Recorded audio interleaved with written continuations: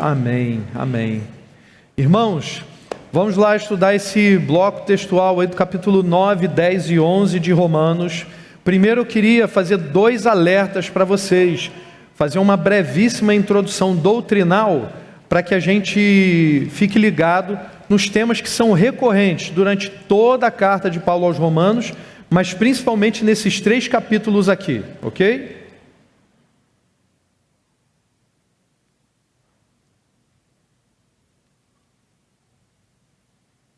Beleza, já deixa aí. Olha só.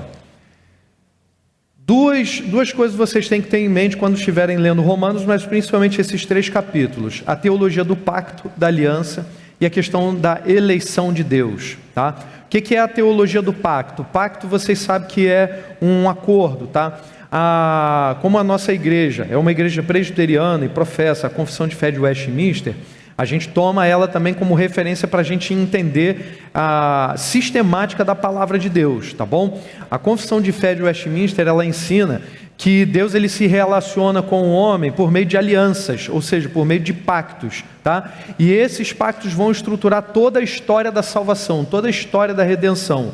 Então a gente tem a necessidade do pacto, por quê? Porque Deus é totalmente, absolutamente transcendente. A gente não tem de nenhuma maneira, nenhum modo como alcançar a Deus pelas nossas próprias forças. Então é Deus quem se revela, é Deus quem se mostra, e é Deus quem faz a aliança, e é Deus quem garante a aliança.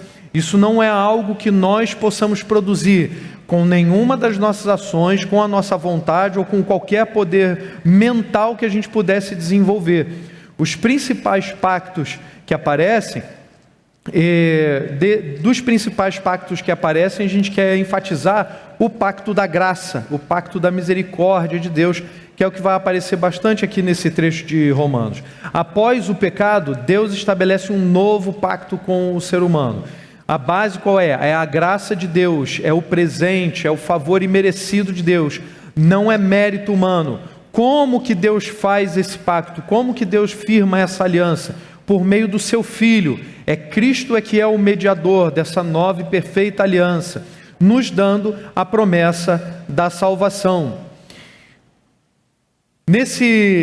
Na teologia do pacto, nós percebemos uma unidade. Isso é importante a gente lembrar porque nesses 3 capítulos de Romanos 9, 10 e 11, a gente vai ver uma série de referências ao Antigo Testamento.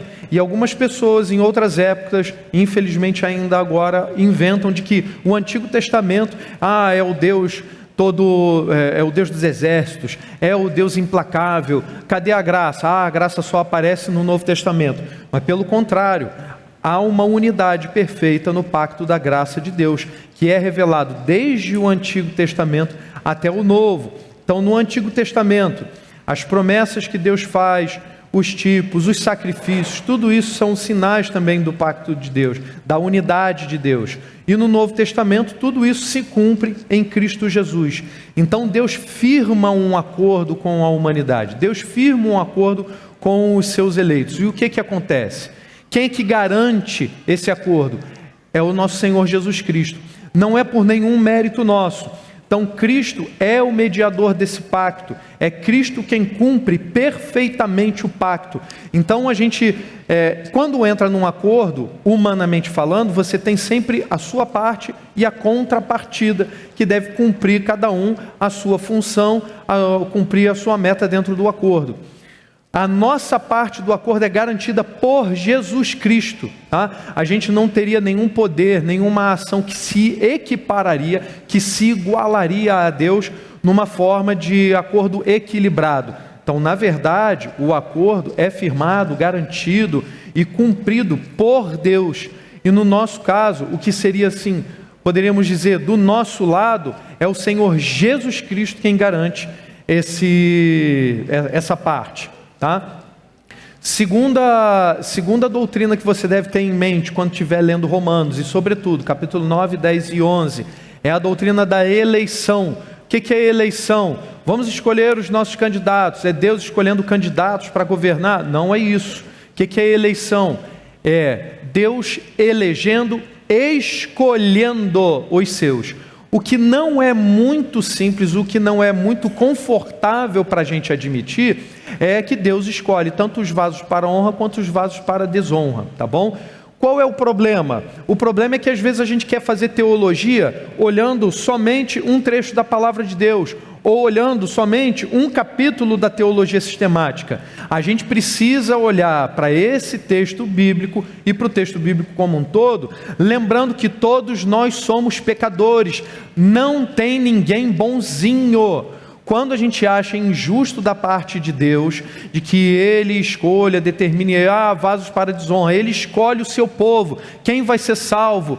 Puxa vida, mas isso não seria uma maldade da parte de Deus? Não seria uma injustiça da parte de Deus? A gente vai ver Paulo levantando essa pergunta e ele respondendo logo em seguida: é claro que não. Talvez a gente alimente esse sentimento por causa da ilusão de que nós somos bonzinhos, tem alguém bonzinho e Deus está sendo injusto, pegando aquele que é bonzinho e lançando ele no inferno. Não, todos nós seríamos condenados ao inferno. Todos nós, todos, se não fosse a graça e misericórdia de Deus de nos arrancar do poder do inferno, esse seria o nosso destino. Então a segunda doutrina que a gente deve ter em mente quando estiver analisando esses 3 capítulos é a doutrina da eleição. Deus é quem escolhe. A escolha de Deus não depende das obras e do mérito humano, tá? Assim, pois, não depende de quem quer ou de quem corre, mas de Deus que tem misericórdia. A gente vai ver daqui a pouquinho no capítulo 9. Então, a eleição, essa escolha de Deus, ela é feita antes da fundação do mundo, tá?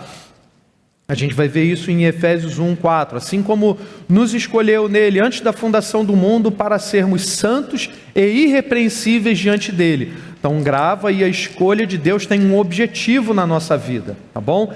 A base da eleição é a graça, não é mérito. Não é aquele jogo que os pais às vezes fazem com o filho: se você comer a comida toda, eu vou te dar um doce. Aí o filho só quer comer a comida por causa do doce. Ou a gente mesmo, trocando entre nós: só vou te dar isso daqui se você me der outra coisa em troca. Deus nos escolhe sem nós darmos absolutamente nada em troca dele. Mas tendo em vista que fomos escolhidos, somos agora parte dessa nova aliança. Por causa disso nós vamos realizar as boas obras, mas não fazemos boas obras para ganhar a salvação. A ordem não é essa. A doutrina da eleição de Deus, ela não é uma coisa abstrata, ela ocorre concretamente na pessoa e obra do nosso Senhor Jesus Cristo, como vemos em 1 Tessalonicenses, porque Deus não nos destinou para a ira, mas para alcançar a salvação mediante nosso Senhor Jesus Cristo. Então não é uma ideia, tá? É algo que acontece de maneira concreta através da pessoa e obra do nosso Senhor Jesus. Deus nos escolheu em Cristo Jesus. E o propósito dessa eleição, o objetivo final é a glória de Deus. Então grava isso, porque é justamente no final do capítulo 11 de Romanos, a gente vai ver Paulo fazendo exatamente isso.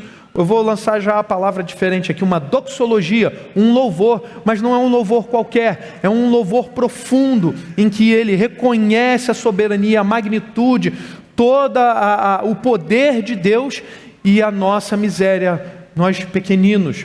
E aí ele faz isso de maneira poética. A gente vai chegar daqui a pouquinho lá, tá?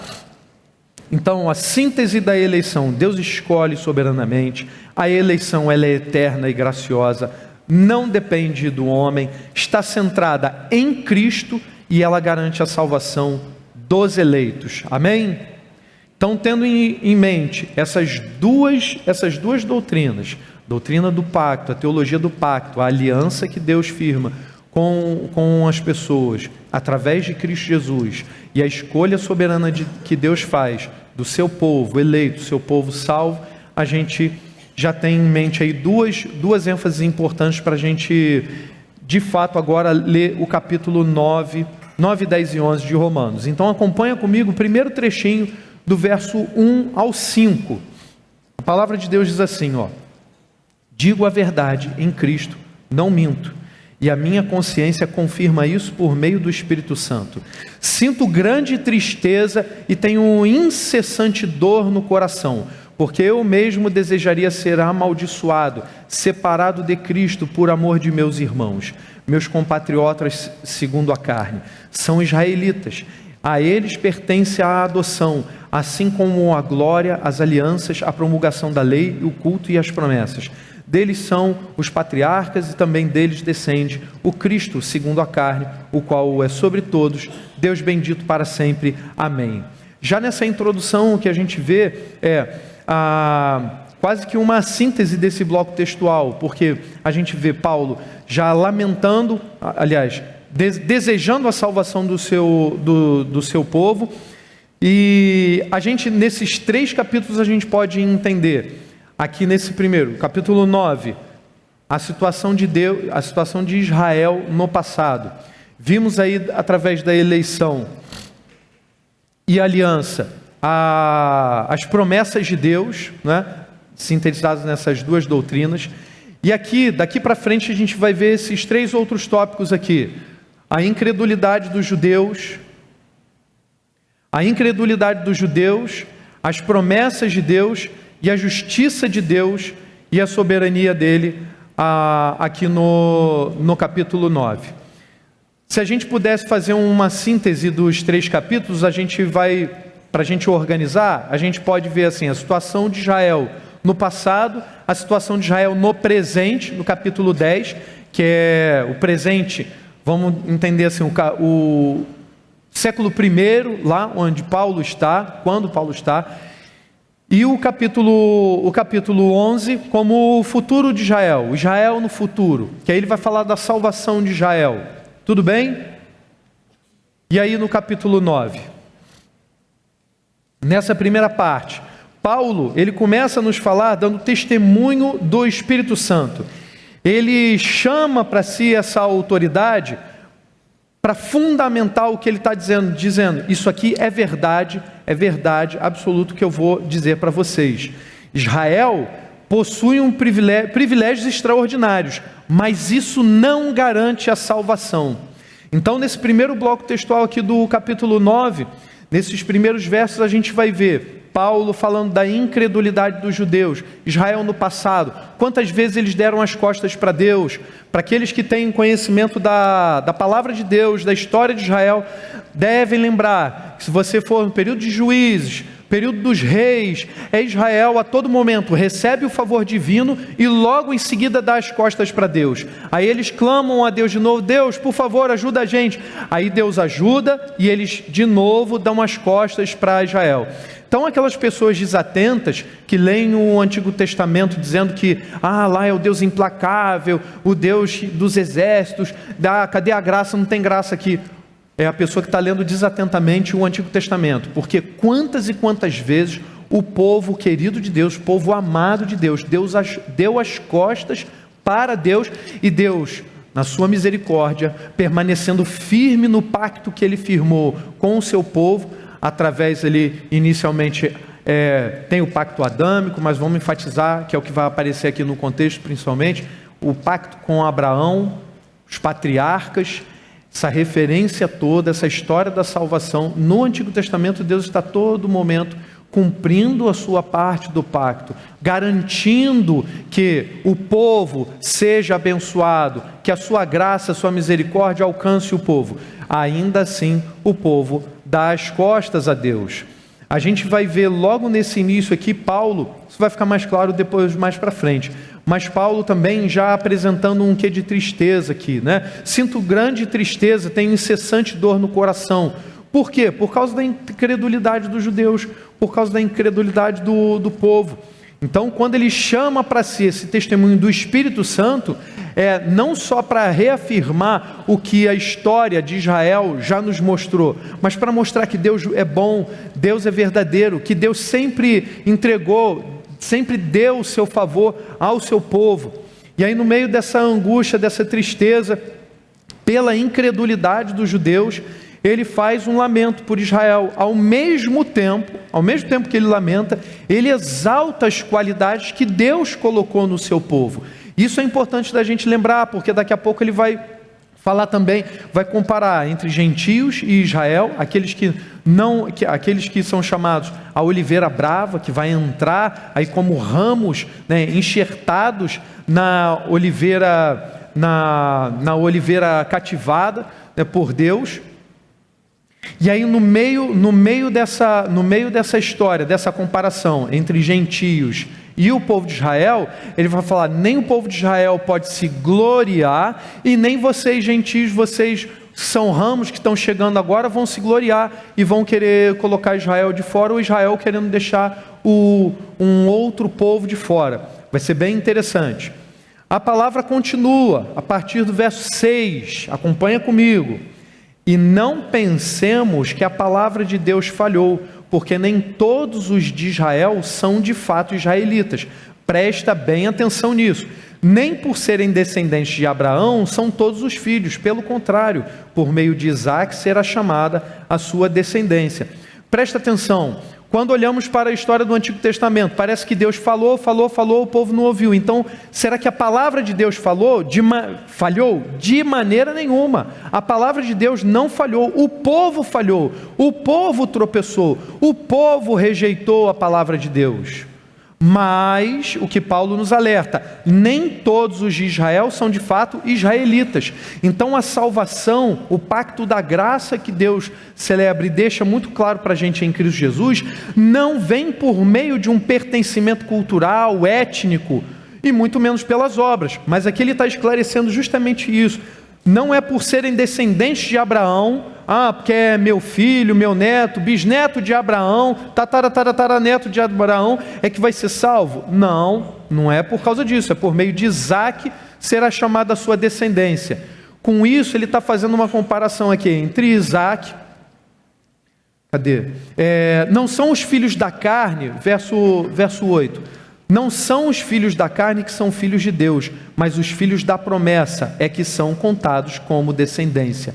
Aqueles que são alcançados pela promessa de Deus, pela escolha soberana divina, não são aqueles que pertencem à família por um laço consanguíneo, são aqueles que pertencem à escolha única e soberana de Deus.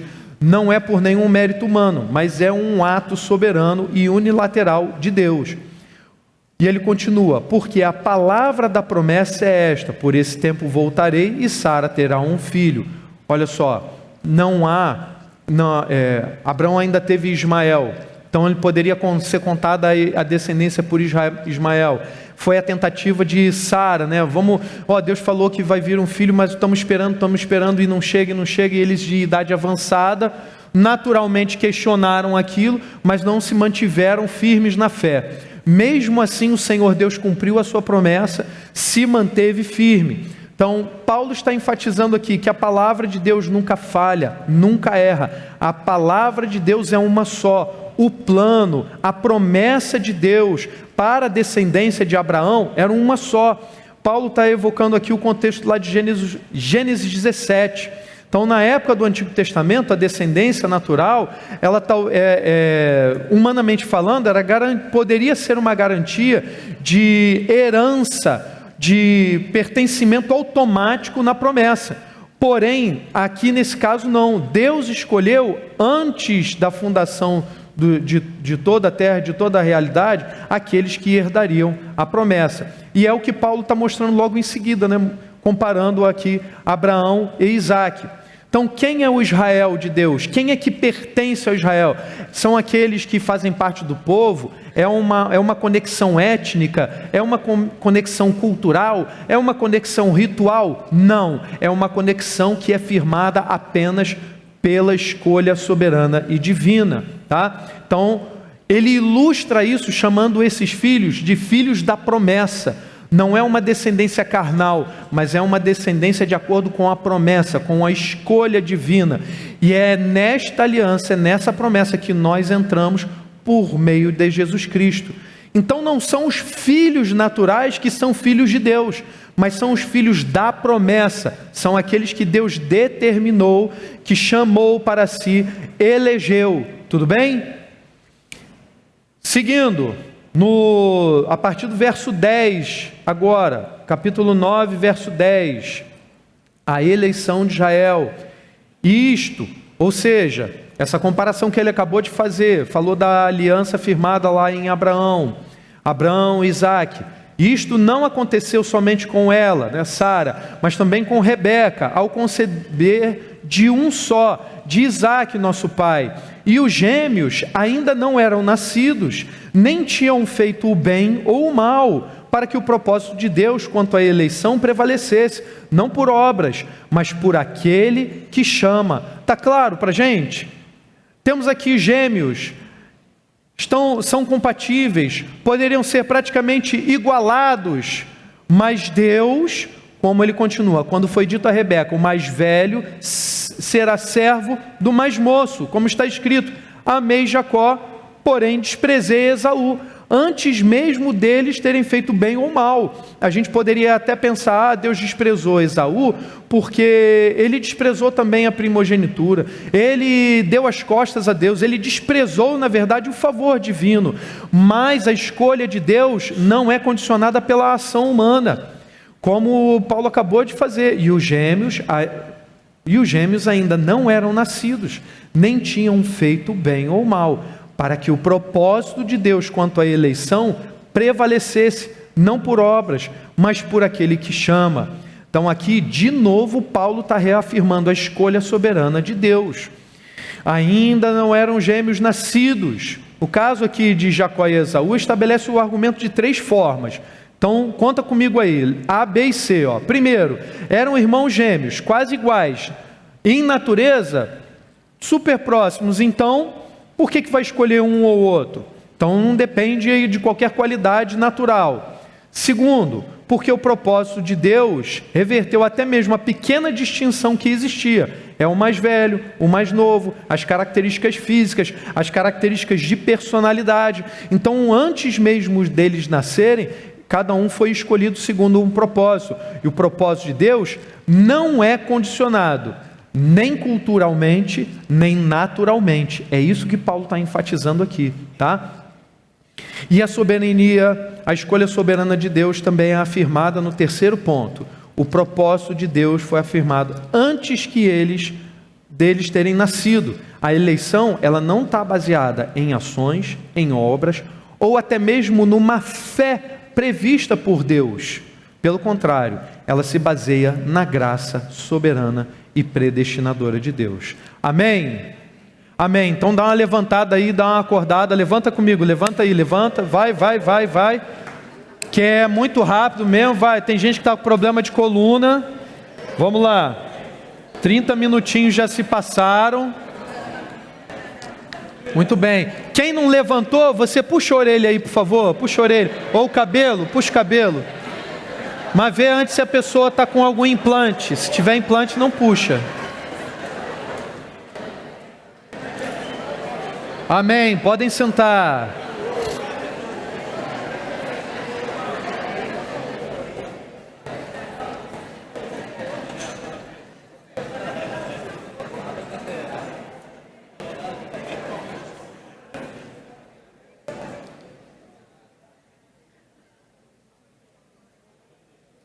Agora, continuando, estejam atentos ao seguinte detalhe: a correlação entre a justiça de Deus e a sua soberania. Porque Deus está elegendo, porque Deus está escolhendo unilateralmente, não baseado em obras, mas na sua pura e perfeita vontade, pode nos parecer que Deus é injusto. E aí Paulo continua, no capítulo 9, verso 14 agora de Romanos: que diremos então? Que Deus é injusto? De modo nenhum. Então pronto, chega, tá? Chega. Então não vai questionar. Daqui a pouco ele vai falar do oleiro e o vaso. A gente é vaso. Então não vai questionar o oleiro, tá? Mas presta atenção no seguinte. Ele vai nos dar um exemplo bíblico. Ele vai citar o contexto aqui de Êxodo 33. Que diremos então? Que Deus é injusto? De modo nenhum. Pois ele diz a Moisés: terei misericórdia de quem eu tiver misericórdia, e terei compaixão de quem eu tiver compaixão. Assim, pois, isso não depende de quem quer ou de quem corre, mas de Deus que tem misericórdia. Porque a Escritura diz a Faraó: foi para isto mesmo que eu o levantei, para mostrar em você o meu poder e para que o meu nome seja anunciado em toda a terra. Logo, Deus tem misericórdia de quem quer e também endurece a quem Ele quer. Vamos logo resolver essa questão do endurecimento de Deus. Falando, pô, já tadinho de Faraó, puxa vida, Deus endureceu, não deu a ele chance de escolher. Quando a gente está raciocinando desse modo, é aquele probleminha que a gente comentou, da gente olhar para a palavra de Deus, ver só um pedacinho, ou a gente querer estudar a teologia sistemática só num trecho de um capítulo. A gente precisa ter uma visão mais ampla. Por quê? Quando você está olhando para Faraó, quando você está olhando para si, está olhando para outra pessoa, você tem que ter em mente que por mais bonita, poderosa, linda, né, que ela seja, ela é uma pecadora, ela nasceu em pecado. Sem Cristo Jesus, todos nós iríamos para o inferno. É simples assim. Deus é injusto por causa disso? Claro que não, claro que não é. Deus é perfeito, é justo, tudo o que Ele faz é bom. Nós não compreendemos, nós não alcançamos isso, e é justamente o que Paulo vai cantar no final do capítulo 11, tá? E aí ele esclarece falando de Faraó, mas nesse contexto em especial, a gente deve ter em mente o seguinte, no contexto lá de Êxodo, na história do Êxodo do Egito, o que Deus faz é entregar o Faraó à sua própria vontade. Deus não coloca a maldade no coração do Faraó.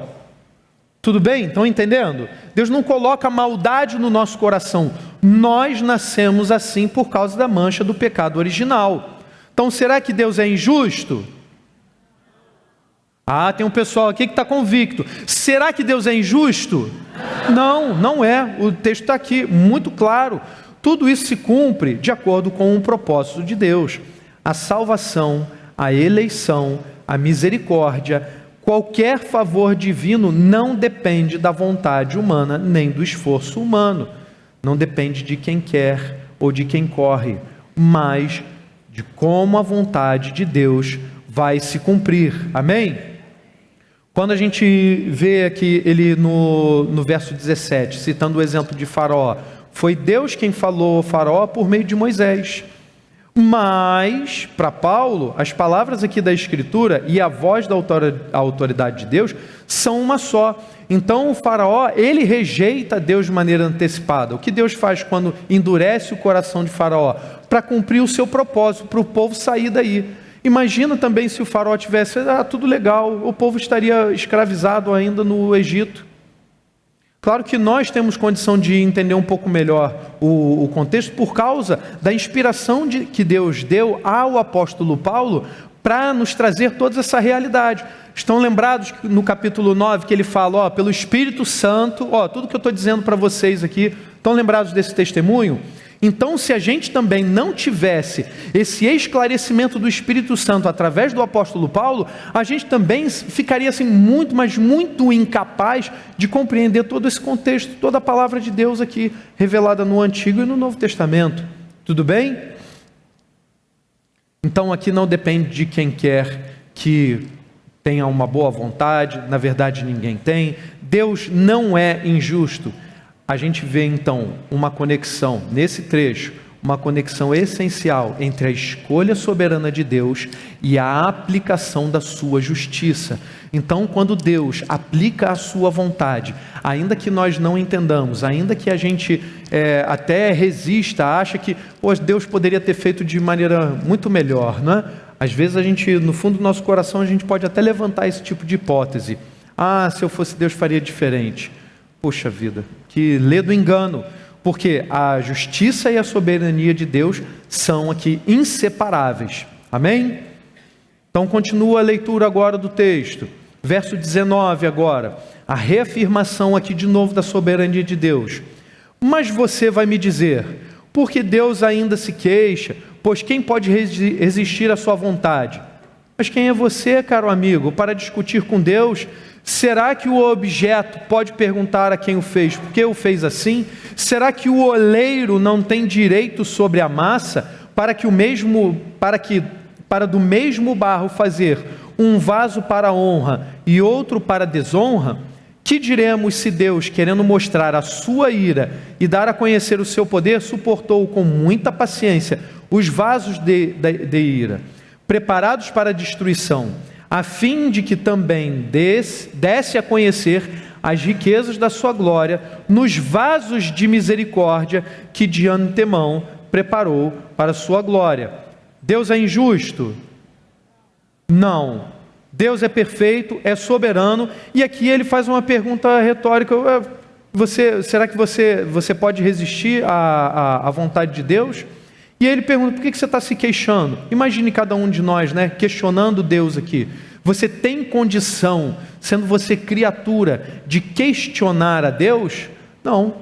A pergunta seria: Senhor, não estou entendendo muito bem, o Senhor pode me explicar? O Senhor pode me ajudar a compreender isso daqui? Entender melhor o seu propósito? É outra postura, tá? Quem é você, meu caro amigo, para discutir com Deus?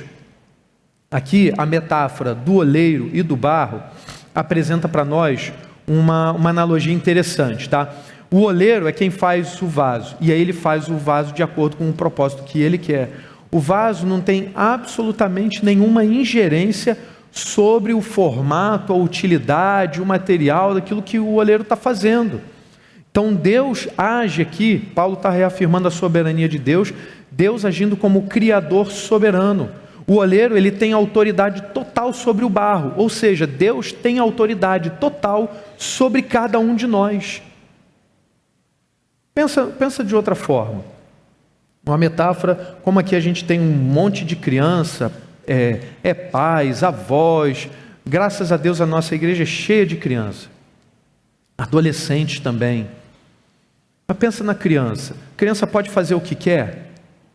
Não, vai para onde o pai for, para onde os pais forem, ela vai comer o que eles quiserem.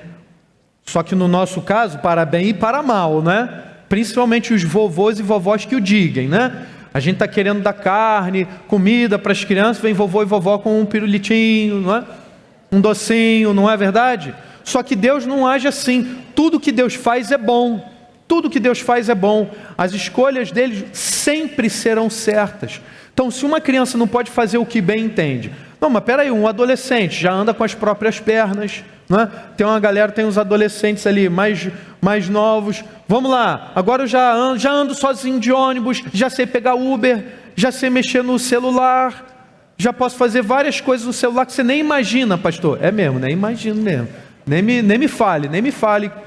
Pelo amor de Deus, glória a Deus, não estão fazendo isso não. Não estão fazendo nada de mal, só usa o celular para estudar, para ler a Bíblia, fazer devocional, glória a Deus.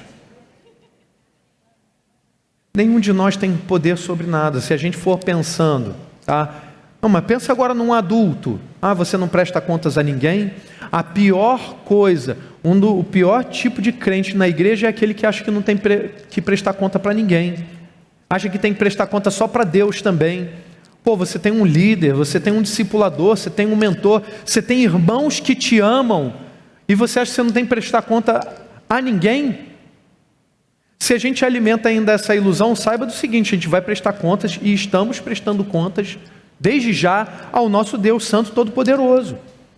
Como vasos nas mãos dele, não só a gente não vai questioná-lo, mas a gente precisa se colocar, nós agora eleitos, tá? Nos colocamos diante de Deus, nas mãos de Deus, para que ele faça a obra perfeita e soberana dele na nossa vida. Amém? Porque nós, chamados por Deus, somos vasos de misericórdia. Nós fomos preparados para a glória de Deus. Você foi chamado para isso. Nós não somos mais vasos de ira, preparados para a destruição. E aí na teologia reformada é interessante como é enfatizado que Deus, ele elege, ele escolhe alguns para salvação, e aí ele permite que outros, no seu estado de queda, sejam reprovados. Qual o propósito final disso tudo? É para a glória de Deus. É para, como ele fala no verso 23, a fim de que também eu desse a conhecer as riquezas de sua glória nos vasos de misericórdia que de antemão preparou para a sua glória. Amém? E aí continuando no verso 24, e estes vasos somos nós. Amém? Estes vasos somos nós, a quem Deus também chamou, não só dentre os judeus. Vejam que a escolha soberana divina, ela está dentro do povo de Israel e fora também, mas também dentre os gentios. Como também diz em Oséias, aqui ele está citando, vai citar nesses trechos seguintes, 2 textos de Oséias, capítulo 2 e capítulo 1, tá? Chamarei de meu povo ao que não era meu povo, a de amada a que não era amada, e no lugar em que lhes foi dito, vocês não são meu povo, ali mesmo serão chamados filhos do Deus vivo. Mas Isaías 10, mas Isaías clama a respeito de Israel, ainda que o número dos filhos de Israel seja como da areia do mar, o remanescente, aquele restante, escolhido por Deus, é que será salvo, porque o Senhor cumprirá a sua palavra sobre a terra, de forma plena e em breve. Como Isaías já disse, se o Senhor dos exércitos não nos tivesse deixado descendência, nós nos teríamos tornado como Sodoma e semelhante a Gomorra. Amém? Estão vendo aqui que nesse trecho, Paulo está enfatizando ainda que a escolha de Deus seja soberana, nós estamos aí dentro dessa escolha.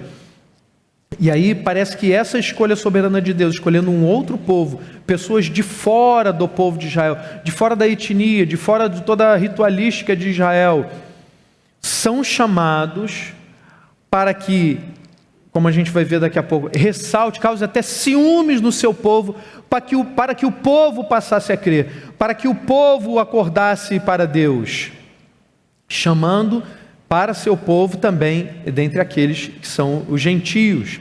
Então Paulo amplia aqui a discussão sobre a misericórdia misteriosa de Deus, a misericórdia imerecida de Deus. Então ele usa aqui trecho do Antigo Testamento para enfatizar 2 pontos aqui. Grava aí comigo. Não somente muitos dos descendentes biológicos de Abraão, eles são excluídos dos eleitos, tá? Acabam não recebendo a misericórdia, como também os eleitos vão induzir os gentios para que creiam, e que assim façam parte do povo de Deus. E em segundo lugar, apesar da incredulidade de Israel, Deus está preservando uma parte desse povo, um remanescente para a salvação entre o Israel étnico também, entre o seu povo. Estão entendendo? Então, quando Deus está falando da sua misericórdia aqui nesse trecho, Paulo usa essas imagens do Antigo Testamento, Oséias e Isaías, para demonstrar que pessoas de fora de Israel serão chamadas para dentro dessa aliança, e ainda em Israel, ainda que haja uma grande incredulidade, alguns ali dentro também vão permanecer, vão ser preservados em Deus, vão acreditar e vão continuar sendo parte da aliança. E ele continua, terminando o capítulo, verso 30. Que diremos então? Que os gentios que não buscavam a justificação vieram a alcançá-la, a saber, a justificação que decorre da fé, e que Israel, que buscava a lei de justiça, não chegou a atingir essa lei. Por quê? Porque não a buscou pela fé, mas como que por obras, tropeçaram na pedra de tropeço, como está escrito: eis que ponho em Sião uma pedra de tropeço e a rocha de ofensa, e aquele que nela crê não será envergonhado. Bom, aqui, irmãos, a incredulidade de Israel é ilustrada, mostrando que eles não buscavam pela fé, mas eles buscavam pelas obras. E aí, se garantindo nas obras, não cumpriam a fé. Achavam que poderiam continuar pecando e apresentariam simplesmente lá qualquer ritualismo, e assim eles estariam livres do pecado. Só que o seu coração, passo a passo, se endurecia cada vez mais, se afastava cada vez mais de Deus, ocasionando o quê? A saída da aliança. Eles se colocando como se tivessem se colocando para fora da aliança. Tudo bem até aí? Vamos lá ao capítulo 10. Antes, uma breve aplicação aqui do capítulo 9. O que a gente viu aqui no capítulo 9 é que Israel ele é responsável pela sua rejeição. Tá? Nós somos responsáveis pelos nossos atos. Só que nós, tendo sido eleitos, colocados na aliança em Cristo Jesus, como nós vimos, vasos para a honra, para a misericórdia, feitos para a glória de Deus. Tendo em vista a incredulidade e a responsabilidade de Israel pela sua própria rejeição, nós não vamos repetir esse mesmo erro. O apelo que fica desse capítulo 9, que nós devemos ser fiéis e santos diante de Deus. Amém? Não vamos repetir os velhos erros. No capítulo 10, que a gente vai ver aí, dividimos em 3 blocos. Agora a gente está vendo Israel no tempo presente, a justiça de Deus. De novo, Paulo volta ao tema, faz um breve lamento, vai falar da rejeição da justiça de Deus por parte de Israel. E depois ele faz um apelo, até quase poético, confessar com a boca e crer com o coração.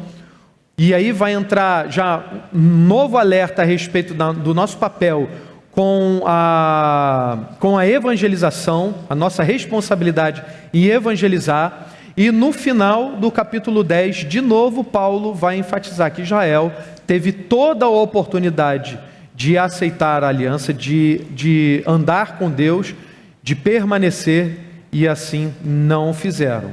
Tudo bem? Então, logo no capítulo 10, verso 1 ao 8, a gente está vendo o povo de Israel rejeitando a justiça de Deus. Olha o exagero, Paulo comete um certo exagero até aqui. Irmãos, o desejo do meu coração e a minha súplica a Deus em favor deles é para que sejam salvos, porque dou testemunho a favor deles de que têm zelo por Deus, porém, não com entendimento. Desconhecendo a justiça de Deus e procurando estabelecer a sua própria justiça, não se sujeitaram à justiça que vem de Deus. Até aqui, antes da gente continuar, presta atenção. Paulo tem uma profunda paixão pelo seu próprio povo, ele mesmo, judeu zeloso, da tribo de Benjamim, observador da lei, mas ele está vendo que pela lei ninguém há de ser justificado. Não é pela lei que alguém vai ser salvo, mas é pela escolha soberana de Deus. Porque dou testemunho em favor deles, que tem até zelo por Deus, porém não com entendimento. Algumas outras traduções vão dizer, eles têm até, ou comentaristas, eles têm entusiasmo até por Deus, tem um certo ânimo aí por Deus, mas não tem entendimento. Uma fé que não é aprofundada é uma fé errante, é uma fé que vai caminhar por diversas doutrinas. Quando surge qualquer vento de doutrina, vai acabar caindo, e é o que aconteceu com os judeus. Diferentemente, a gente pode ter diferentemente do que a gente pode pensar, a gente acaba considerando todo mundo que é monoteísta, judeus e até mesmo muçulmanos, como povo do livro, achando que todos eles têm o mesmo comportamento dos evangélicos, dos protestantes, porque para a gente tudo tem que convergir para o texto bíblico. Não há nenhuma outra autoridade que se compare à palavra de Deus, mas não é esse o comportamento quando você olha de perto, quando você vai mesmo para a tradição judaica. Quantos e quantos comentaristas que são reverenciados, quase que com a mesma autoridade da palavra. Quantos e quantos comentaristas que não são exaltados em outros ambientes cristãos, quase comparados com a palavra. O magistério, o corpo de mestres da palavra, eles disseram isso e está selado. Mas a palavra está dizendo isso outro. A palavra está dizendo que a gente não tem que ser idólatra. A palavra está dizendo para a gente não adorar outros deuses. A palavra está dizendo para a gente não prestar reverência a ninguém, a não ser a Deus, a Jesus Cristo. Ah, não, mas tem umas outras coisas da filosofia que você não entendeu, e aí você não está interpretando a palavra direito. Mas a palavra está dizendo que o Espírito Santo até nos ilumina. Por que eu não posso perguntar? Por que eu não posso me aprofundar? Paulo está falando justamente disso. Tem até zelo por Deus, mas não tem entendimento. Nós, todo mundo que está aqui nesse salão hoje tem uma responsabilidade especial com isso aqui, porque não há ninguém imaturo na fé aqui. Pode ter alguém que tenha começado agora, mas isso não é o que vai também nos dar a salvação. Todos nós recebemos, tudo bem? Estamos aí dentro da aliança, tudo bem? Qual é a obrigação que nós temos? Buscar o entendimento da palavra. E é exatamente isso que nós estamos fazendo aqui nesse dia inteiro.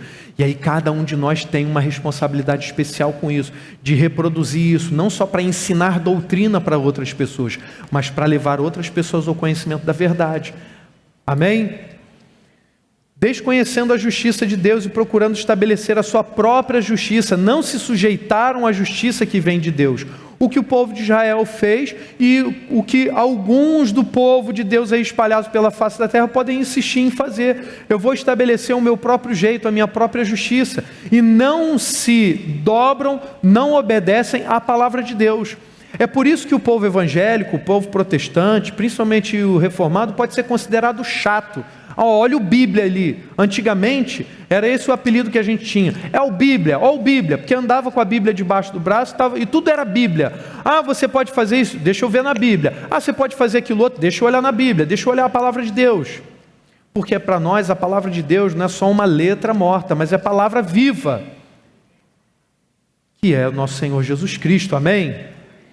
E aí ele continua, porque o fim da lei é Cristo, para a justiça de todo aquele que crê. A finalidade da lei era preparar para Jesus Cristo. A finalidade da lei era apontar para Jesus Cristo. Só que o povo queria ficar só com uma lei. Então o negócio qual é? Um macete. Sacrifico uma pombinha aqui, vou fazer o sacrifício de outro modo ali, pronto, agora eu estou livre do pecado. Não, aquilo tudo foi uma preparação de Deus, apontando para o sacrifício vivo, perfeito, agradável que Deus fez em Cristo Jesus.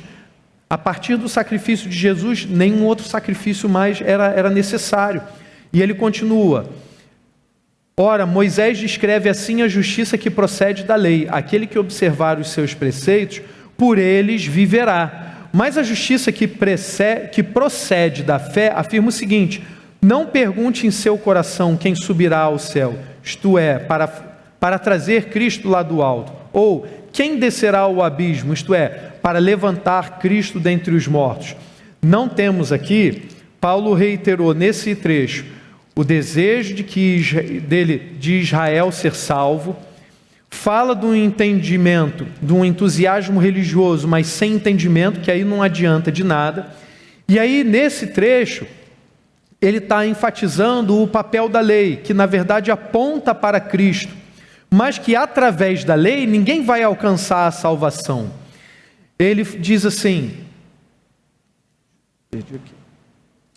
Moisés descreve assim, a justiça que procede da lei, aquele que observar os seus preceitos, por eles viverá. Aquele que vive pela lei, vai cumprir a lei, e se descumprir um pedacinho da lei, já está condenado. Então, o que Deus está mostrando através da lei, dos 613 mandamentos que Ele dá no Antigo Testamento, no Pentateuco, é que vocês estão vendo como é que vocês, sozinhos, para buscarem a santidade, vocês não vão conseguir nada? Porque mesmo com todos esses preceitos, dizendo que você tem que fazer o que você não tem que fazer, vocês são incapazes de cumprir isso, são incapazes até, Deus resume ainda, vou te dar 10 mandamentos principais, o povo é incapaz de cumprir aquilo. Mas em Cristo Jesus, nós somos justificados. Em Cristo Jesus, nós somos tornados santos. Em Cristo Jesus, nós somos salvos. Amém? E aí ele continua. Ele vai enfatizar nos versos seguintes que o mandamento de Deus, a palavra de Deus, está perto. Não é algo impossível de se cumprir. Verso 8, porém que se diz, a palavra está perto de você, na sua boca e no seu coração, isto é, a palavra da fé que pregamos. Deus imprimiu uma lei natural no coração do homem, o que é certo e o que é errado. Se com a boca você confessar Jesus como Senhor e em seu coração crer que Deus o ressuscitou dentre os mortos, você será salvo. Prestem atenção. Ué, então não parece que agora é a obra, a gente que tem que realizar essa obra? Agora eu pergunto, quem te deu a boca? Quem te deu o fôlego de vida? Quem te deu um corpo? Quem te deu o espírito? Fala para mim. Deus foi quem deu todas as condições para que nós vivêssemos em Cristo Jesus. Há algum mérito da minha parte? Há alguma coisa que eu esteja realizando somente da minha parte? Não. Então, quando Paulo diz aqui, se com a boca você confessar Jesus como Senhor e seu coração crer que Deus o ressuscitou dentre os mortos, você será salvo. Então, pode parecer, para uma leitura desatenta, que então agora eu estou realizando uma obra. Eu falo, eu confesso a Cristo Jesus, está lá no meu coração. Está falando isso da boca para fora, realmente está no coração? Então, essa mudança, essa transformação, esse participar da aliança de Deus, conforme Paulo já vem anunciando desde o capítulo 9, isso é realizado em Cristo Jesus. Então, quando Paulo diz aqui, se com a sua boca, não é que você está fazendo essa obra sozinho. Deus te deu todas as condições para que você dê essa resposta. O que ele está falando não é nenhuma resposta à salvação, mas é o testemunho que você vai dar continuamente. Deus, se confessar com a sua boca que Jesus Cristo é o Senhor, e em seu coração crer que Deus o ressuscitou dentre os mortos, você será salvo. Quantas doutrinas heréticas antigas não nasceram disso? Porque duvidavam de que Jesus Cristo é o Senhor ou que ele tivesse ressuscitado. Então a gente tem aqui uma espécie de resumíssimo da fé. Você tem que confessar Jesus Cristo como Senhor, e no seu coração você tem que crer que ele ressuscitou. Deus assim o faz no nosso coração. Porque com o coração se crê para a justiça e com a boca se confessa para a salvação. Não existe crente agente secreto, 007. Porque com o coração se crê para a justiça diante de Deus e com a boca se confessa para a salvação diante dos homens. Nós somos chamados aqui para darmos a confissão, o nosso testemunho diante dos homens. E aí Paulo arremata no verso 11... Pois a Escritura diz, todo aquele que nele crê não será envergonhado. Não será envergonhado. Quantos de nós às vezes não temos preocupação de, diante dos homens, não confessarmos que Jesus Cristo é o nosso Senhor? Algumas pessoas, já ouvi até gente falar assim, não, lá na minha família tem um pessoal que não é crente, não vou insistir, né? Não quero ser o chato. Lá no meu trabalho tem uma galera que é muito resistente, não vou encher a paciência deles com um discurso religioso. Mas Deus te colocou lá para isso. Deus te colocou na tua família para isso, para dar o testemunho. Vejam só, o povo de Deus se tornou conhecido diante de todos os povos. Nós hoje, como povo de Deus, devemos também ser conhecidos diante de todos os povos, confessando com a nossa boca que Jesus Cristo é o nosso Senhor e que Ele ressuscitou. Amém? E assim nos deu a vida eterna. E na sequência, os versos 12 e 13. Porque não há distinção entre judeu e grego, uma vez que o mesmo é o Senhor de todos, rico para com todos os que o invocam, porque todo aquele que invocar o nome do Senhor será salvo. Preste atenção que a gente vai entrar num trecho agora que vai exigir ainda mais de nós. Deus vai exigir mais, uma resposta mais clara do nosso coração. Então eu não quero que você leia o texto bíblico só como uma lição de doutrina, mas eu quero que você dê no seu coração uma resposta ao Senhor. Não há distinção entre judeu e grego. Deus está falando, não tem distinção entre nós e o povo de Deus, aquele eleito lá. Quando a gente lê o Antigo Testamento, você fica desejando assim, poxa vida, eu quero fazer parte desse povo. Tanto que tem gente que se perde aí dentre as filosofias e doutrinas e acaba querendo se tornar judeu. Não há nenhum chamado desse para nós, para que nós voltemos ao Antigo Testamento, agora vou me tornar judeu, vou seguir toda a ritualística judaica. Não há esse chamado para nós. Nós fomos colocados aí como ramos de uma oliveira brava, mas fomos colocados na oliveira cultivada do Senhor. Não há necessidade de a gente voltar, porque é o mesmo Senhor. A diferença não está nas nossas qualidades, mas em Deus. Deus é o mesmo. Quem ama os judeus? Quem ama o povo de Israel? E quem nos ama? É o mesmo Deus. E ele continua, porque todo aquele que invocar o nome do Senhor será salvo. Olha o que ele diz em seguida. Como, porém, invocarão aquele em quem não creram?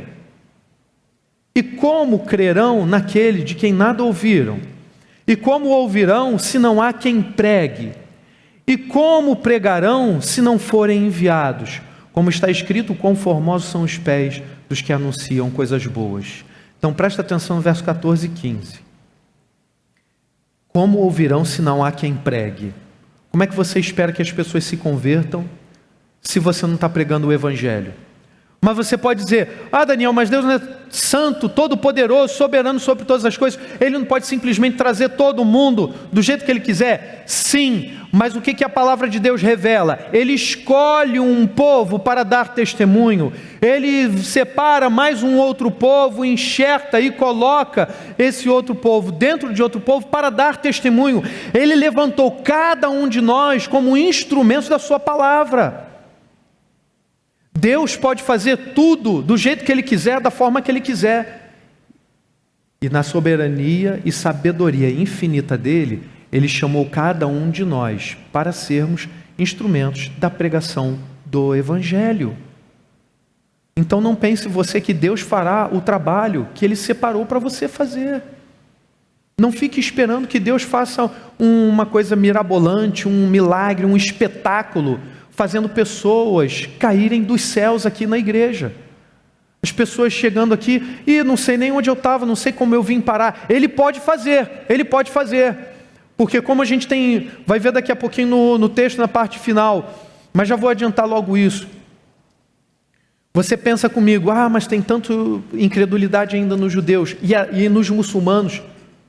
Mas até lá, por nós não conseguirmos alcançar, Deus dá sonhos, chama, e aí a gente vê as pessoas dando testemunho, né? Os muçulmanos, geralmente até no mês de Ramadã, o jejum que eles fazem, eles dando testemunho de sonho. Eu sonhei com Jesus, onde missionários não conseguem alcançar por perigo de morte, porque se for descoberto como missionário é assassinado.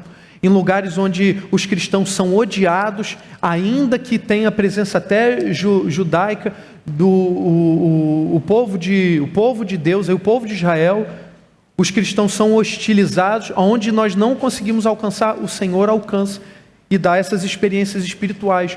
Porém, aqueles que estão ao nosso redor, aqueles que estão perto de nós, nós temos confessado com a nossa boca, nós temos ido e pregado o Evangelho. E aí entra a segunda parte da exortação de Paulo aqui, que ele faz na forma de pergunta: e como pregarão se não forem enviados?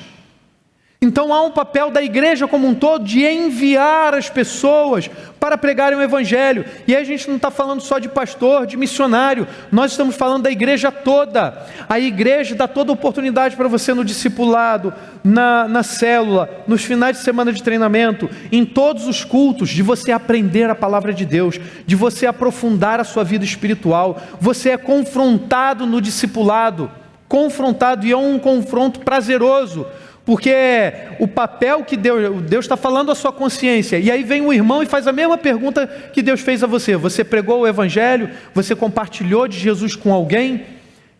E aí a gente no fundo lá do nosso quarto, a gente pode estar dando aquela resposta para Deus assim: não, Deus, não falei. Mas aí diante de Deus e diante do seu irmão, ele está perguntando: e aí, você compartilhou de Jesus com alguém? Não. Que coisa triste, passar uma semana sem falar de Jesus para sequer uma pessoa. Então nós temos uma responsabilidade pessoal de pregarmos o Evangelho, e a igreja como um todo, de cuidar uns dos outros, de edificarmos uns aos outros na fé, experimentando a verdade, a bondade, a misericórdia de Deus revelada na sua palavra e em tudo aquilo que a gente faz como igreja, para que a gente dê bom testemunho. Amém? E na sequência, verso 16: mas nem todos obedeceram ao Evangelho, pois Isaías diz: Senhor, quem creu em nossa pregação? E assim a fé vem pelo ouvir, e ouvir pela palavra de Cristo. Não é qualquer palavra que vai trazer o coração dos homens para Jesus, para a igreja. É a palavra de Cristo. Não é uma filosofia, não é uma teologia sistemática, não é você apresentando um conteúdo, né, sistemático, filosófico. É você falando de Cristo, daquilo que está na palavra do Evangelho, da pregação de Jesus Cristo, e você dando seu testemunho pessoal da sua experiência com Cristo. Mas nem todos obedeceram o Evangelho. Então já esteja preparado. Não queira ser amado pelas pessoas, não queira ser amado por aqueles que não creem em Cristo Jesus, não queira ser aceito, mas prega a palavra. E assim a fé vem pelo ouvir, e ouvir pela palavra de Cristo. Mas pergunto: Será que eles não ouviram? É claro que sim. Será que o povo de Israel não ouviu? É claro que ouviu. A voz deles se espalhou por toda a terra e as palavras deles alcançaram os confins do mundo. E aí, será que a palavra não chegou ao conhecimento de Israel? Ele continua: pergunto mais, será que isso não chegou ao conhecimento de Israel? Moisés já dizia: eu farei com que vocês fiquem com ciúmes de um povo que não é a nação, por meio de gente insensata, e eu os provocarei a ira. E Isaías é tão ousado que diz: fui chamado, fui achado pelos que não me procuravam, revelei-me aos que não perguntavam por mim. Quanto a Israel, porém, diz: todo dia estendi as mãos a um povo desobediente e rebelde. Mas olha o que Paulo está fazendo aqui. Ele está dizendo: gente, parece que Israel não vai aceitar, parece que Israel não ouviu. Sim, ouviu e tem recebido. E aí trago uma curiosidade para vocês. Tem um ministério internacional chamado One for Israel. Então, tem até uma página no YouTube. É uma página dedicada tem assim dezenas de testemunhos de conversão dos judeus a Jesus. E vários casos como esses que eu dei agora há pouco. Pessoas que sonham com Jesus. Teve muito curioso, em que ele ouviu Deus chamando ele do Monte da Transfiguração para que ele fosse lá orar a Jesus, para que ele fosse lá orar ao Senhor, entregar sua vida. Um outro, cara proeminente, criado no judaísmo, não é? Sendo observante, o cara achava que era uma pessoa boazinha. E aí quando ele começa a ouvir de Jesus, e aí ele começa a tomar noção do seu próprio pecado, começa a perceber como ele estava envolvido e mergulhado em práticas pecaminosas. Aí ele confessa isso diante de Deus e ele diz que Jesus apareceu para ele na oração, porque ele pediu, ele clamou: Senhor, se mostra para mim. Eu quero crer, mas se mostra para mim. Então Deus tem alcançado, tem um remanescente, tem um restante do povo que tem sido alcançado sim por Jesus Cristo. E talvez isso seja até um sinal não só do favor divino, mas um sinal da volta de Jesus. E agora, para frente aqui, o que nós vimos é que Israel teve toda a oportunidade e continua tendo oportunidade para aceitar o Evangelho. E aí faço o destaque para uma aplicação nossa. A fé vem pelo ouvir, então pregue a palavra, a tempo e fora de tempo. Como é que vão pregar se não forem enviados? Como é que vão crer se não há quem pregue? Então cada um de nós tem uma responsabilidade pessoal de pregar, e cada um de nós, fazendo parte da igreja, edificarmos uns aos outros, para que a palavra de Deus alcance mais e mais gente, inclusive até mesmo o seu povo. Amém? E agora chegamos no capítulo 11, para a gente terminar, o futuro de Israel. Tá? Podemos dividir aí o terceiro capítulo que a gente está estudando, nessas três partes: o remanescente, o restante de Israel, o enxerto na oliveira e a misericórdia de Deus. E aí, por fim, a gente vai terminar lá com a doxologia. Está aí o futuro de Israel. Vamos ler o capítulo 11, verso 1. Então eu pergunto: será que Deus rejeitou o seu povo? De modo nenhum, de modo nenhum. Porque eu também sou israelita, da descendência de Abraão, da tribo de Benjamim. Deus não rejeitou o seu povo, a quem de antemão conheceu. Só que você tem que ter em mente que ele já falou: não é todo mundo que está no povo, de descendência abraâmica, que é o Israel, tá bom? Deus não rejeitou o seu povo, a quem de antemão conheceu. Ou vocês não sabem que a Escritura diz a respeito de Elias, como pediu com insistência diante de Deus contra Israel, dizendo: Senhor, mataram os teus profetas, derrubaram os teus altares, sou o único que sobrou e procuram tirar minha vida. Mas qual foi a resposta divina? Foi esta: reservei para mim 7.000 homens que não dobraram os joelhos diante de Baal. Assim também nos dias de hoje sobrevive um remanescente, segundo a eleição da graça. Aqui Paulo está trazendo à tona a situação lá de 1 Reis 19, né, que aconteceu com Elias, o confronto entre o profeta Elias e os profetas de Baal, uma espécie de desafio religioso. Está aí o altar, vamos lá, clama ao Deus de vocês para ele tacar fogo nisso tudo aí, joga água, aliás, joga, toca fogo, cadê o fogo, cadê o fogo? Eles clamaram, cortavam seus corpos, se apresentavam em sacrifício e nada acontecia. E aí Deus, antes de manifestar o seu poder, o profeta Elias ainda diz, joga água, e Deus vai mandar o seu fogo. E assim Deus o faz, para dar testemunho, para dar um sinal do seu poder àquele povo. E aí, Paulo traz essa situação à tona para falar não só da incredulidade dos pagãos, mas para falar da incredulidade do próprio povo, que tantas vezes se repetiu.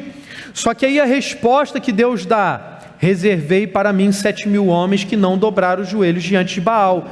Paulo usa essa imagem para exemplificar que dentro do povo de Deus, apesar de toda a incredulidade, apesar de toda a rejeição, Deus reserva para si um restante, um remanescente, que não vai se dobrar a outros deuses e vai se curvar ao Deus único e verdadeiro, é o seu Filho, nosso Senhor Jesus Cristo. Amém? Aí ele continua, verso 6, e se é pela graça, já não é pelas obras. Ele repete os temas que ele já expôs antes, da soberania de Deus.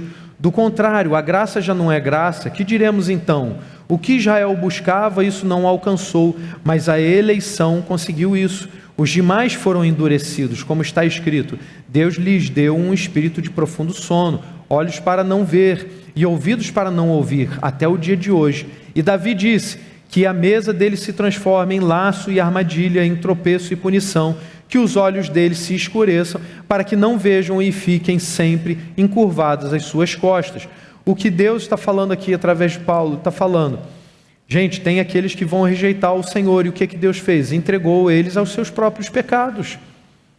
Vão ser colocados para fora, vasos da ira, assim como Deus quis.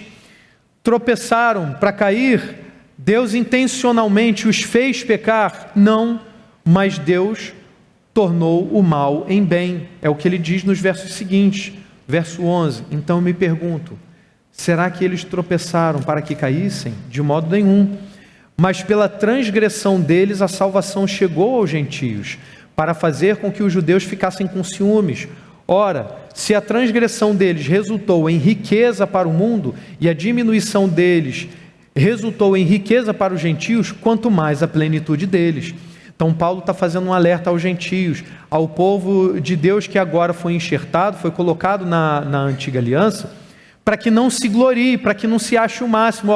Tem um remanescente, Deus nos usou para causar ciúmes neles, mas a gente não pode se achar o maioral. É o que ele diz em seguida, dirijo-me a vocês que são gentios, visto que sou apóstolo dos gentios, glorifico o meu ministério, para ver se de algum modo posso fazer com que os do meu povo fiquem com ciúmes e alguns deles se salvem. Porque se o fato de eles terem sido rejeitados trouxe reconciliação ao mundo, que será o seu restabelecimento, se não vida dentre os mortos? E se forem santas as primícias da massa, igualmente será santa a sua totalidade. E se for santa a raiz, também os ramos serão. Aqui vem ele introduz a imagem do enxerto, né? Para quem não tem muita noção da prática que é típica aí da botânica, da agricultura, às vezes você tem uma planta, hoje é muito usado nos vinhateiros, né? O pessoal que trabalha com vinho, uma espécie de uva, um determinado tipo de vinha, talvez não sobreviva num determinado terreno, mas tem uma outra espécie, uma outra raiz que aí já está forte, ela já está desenvolvida. Aí o que eles fazem? Eles dão um pequeno corte, colocam um ramo dessa outra vinha, e aqui no caso ele vai usar a imagem da oliveira, e é enxertada ali, aquele raminho é colocado naquele corte do galho, e aquela raiz serve de base para essa outra planta se desenvolver, de maneira que ela vai adquirir algumas dessas características, das características principais dessa raiz, é o que ele está falando. E se forem santas as primícias da massa, igualmente será santa a sua totalidade, e se for santa a raiz, também os ramos o serão. Se, porém, alguns dos ramos forem quebrados, e você, sendo oliveira brava, foi enxertado no meio deles e se tornou participante da raiz e da seiva da oliveira, não se glorie contra os ramos, mas se você se gloriar, lembre que não é você que sustenta a raiz, mas é a raiz que sustenta você. Perceberam? Perceberam? A oliveira brava, somos nós. A gente não foi cultivado por Deus, a gente está criado aí pelo mundo, está aí pelo mundo afora, perdido, oliveira selvagem. Só que aí o que Deus faz? Ele pega aquele povo, a oliveira que ele cultivou, que ele deu todo amor, todo carinho. Aí ele corta um ramo, corta um pedaço daquele galho e vai colocar cada um de nós, esse povo, esses gentios que viviam em outro lugar, perdidos por aí, perdidos no pecado, e ele coloca nessa nova oliveira, nessa oliveira cultivada, de maneira tal que agora nós não somos errantes, não somos órfãos andando por aí perdidos para irmos para o inferno, mas agora nós somos participantes de todas as bênçãos, participantes da promessa, participantes da eleição, participantes do pacto, da aliança que Deus firmou lá no Antigo Testamento, Abraão, Isaque e Jacó, mas a aliança celebrada agora em Cristo Jesus, nosso Senhor e Salvador. Amém? E ele continua. Então você dirá, alguns ramos foram quebrados para que eu fosse enxertado. Correto. Como se fossem arrancados. Eles foram quebrados por causa da incredulidade. Mas você continua firme mediante a fé. Não fique orgulhoso, mas tema, porque se Deus não poupou os ramos naturais, também não poupará você. Então, se a gente se gloria, se a gente se acha o máximo, aí a gente cai no pecado, a gente também pode ser retirado. Porque se Deus não poupou os ramos naturais, também não poupará você. Considere, pois, a bondade e severidade de Deus para com os que caíram. Severidade, mas para com você a bondade de Deus, desde que você permaneça nessa bondade. Do contrário, também você será cortado. Eles também, se não permanecerem na incredulidade, serão enxertados, pois Deus é poderoso para os enxertar de novo. Presta atenção que Paulo está falando disso para a gente, ele está falando para ser humano, ele não está sob a ótica da eternidade. Sob a ótica da eternidade, todas as coisas já estão realizadas, Deus sabe de todas as coisas e Ele realiza todas as coisas. Então a gente, como ser humano, a gente pode pensar assim, Deus errou, então arrancou esse galho e depois colocou de volta? Não, na ordem da salvação Ele sabe o que vai acontecer, mas do nosso ponto de vista, parece que a eleição de Deus falhou e depois Ele consertou. Não, o que falha somos nós, a escolha de Deus permanece, a eleição de Deus permanece, não por obras, mas pela obra de Cristo Jesus. Eles também, se não permanecerem na incredulidade, serão enxertados, pois Deus é poderoso para os enxertar de novo. Pois se você foi cortado daquela que, por natureza, era uma oliveira brava, e contra a natureza foi enxertado numa oliveira boa, quanto mais esses, que são ramos naturais, serão enxertados na sua própria oliveira. E ele continua, porque não quero, irmãos, que vocês ignorem este mistério, para que não fiquem pensando que são sábios. Veio o endurecimento em parte a Israel, até que tenha entrado a plenitude dos gentios. Esse mistério que ele está falando não é uma revelação nova. Quando Paulo está falando de mistério aqui, é um trecho da mensagem de Deus que fica assim mais complexo de nós entendermos, que se não fosse a inspiração do Espírito Santo de Deus a iluminar o apóstolo Paulo, preservar essa palavra para nos alcançar, a gente não entenderia absolutamente nada disso, tá? Então o mistério aqui não é uma nova revelação, mas um esclarecimento sobre aquilo que Deus já revelou. E assim todo Israel será salvo, como está escrito.